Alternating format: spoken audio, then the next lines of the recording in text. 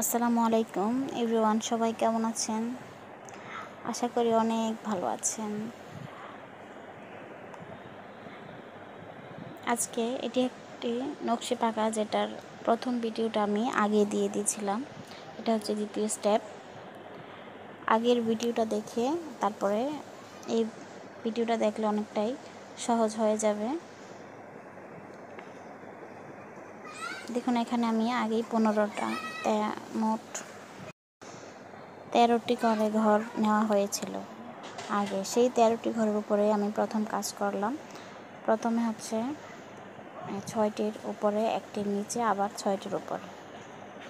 তারপর 2 নম্বর ঘরের কাজ করব আমি 5 ঘরের উপরে, 3 ঘরের নিচে ও 5 ঘরের উপর দিয়ে।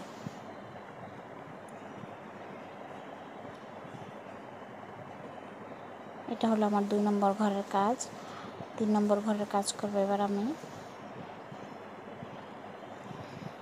5 ঘর নিয়েছি, এবার 5 ঘরের থেকে 1 ঘর কম নেব, মানে হলো 4 ঘরের উপর দিয়ে, 5 ঘরের নিচে দিয়ে, আবার 4 ঘরের উপর দিয়ে হবে।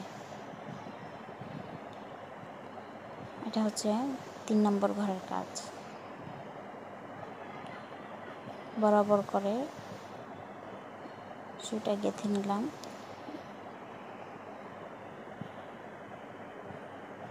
এবার 4 নম্বর ঘরের কাজ করব।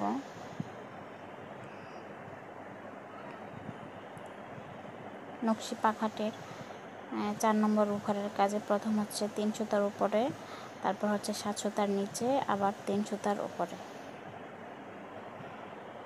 4 নম্বর ঘরের কাজ শেষ। এটা একেবারেই সহজ একটি পাখা। যারা নতুন পাখা বানাতে চান তারা এই পাখার ভিডিওটি দেখে দেখে করতে পারেন। একেবারেই সহজ। প্রথম হচ্ছে 2 সুতার উপরে, তারপর হচ্ছে 9 সুতার নিচে, আবার 2 সুতার উপর দিয়ে।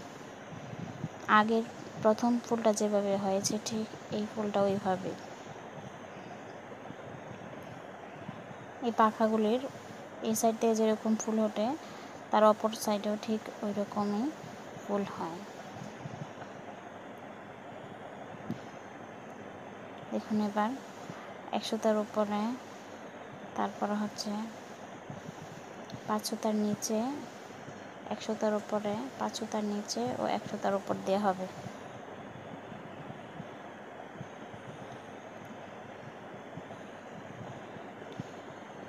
দেখুন, আমি পাখার প্রায় অর্ধেক ঘরে চলে এসেছি। আমার এটা 6 নম্বর ঘরের কাজ। লাসি সুতা অনেক সময় পাখার ভেতরে অনেক গিট লেগে যায়।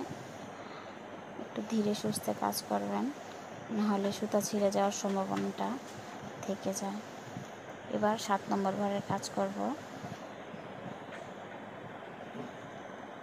7 নম্বর ঘরের কাজের জন্য প্রথমেই হলো 5 সুতার নিচে, 1 সুতার উপরে, 1 সুতার নিচে, 1 সুতার উপরে এবং 5 সুতার নিচে দিয়ে হবে।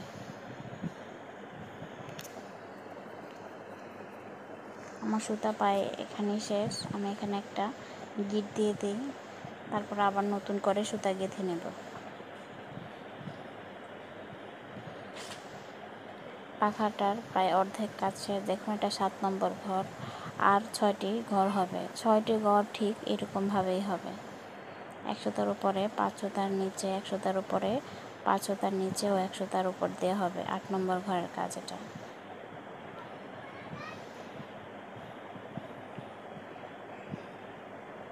বরাবর করে সুটে এবার গেঁথে নিই। এবার হলো 9 নম্বর ঘরের কাজ করব। 2 সুতার উপরে,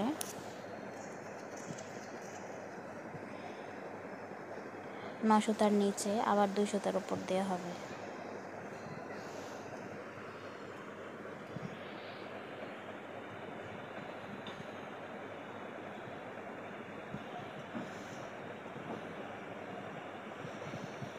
দেখুন, 2 সুতার উপর দিয়ে বরাবর করে সুটে গেঁথে নিলাম। তারপর আবার 10 নম্বর ঘরে কাজ করব। প্রথমে হচ্ছে 3 সুতার উপরে, 7 সুতার নিচে, আবার 3 সুতার উপর দিয়ে হবে।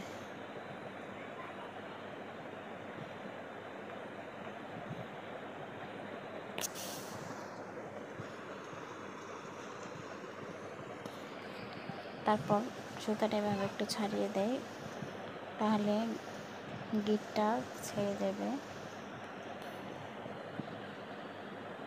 এবার হচ্ছে 4 সুতার উপরে 5 সুতার নিচে এবং 4 সুতার উপর দিয়ে হবে।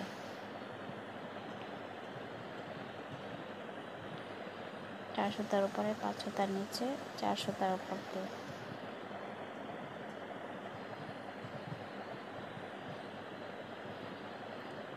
এবার এরপর ঘর কাজ করব।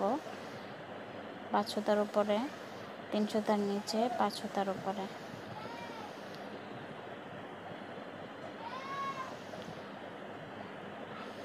আমার কাজটা দেখুন প্রায় হয়ে গেছে, আর মাত্র 2টি ঘর।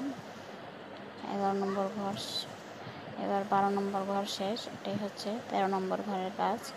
6 সুতার উপরে 1 সুতার নিচে ও 6 সুতার উপর দিয়ে শেষ। দেখুন একটি ফুল উঠে গেল, আরেকটি ডিজাইন হয়ে গেল। এখানে আজকে এই পর্যন্তই।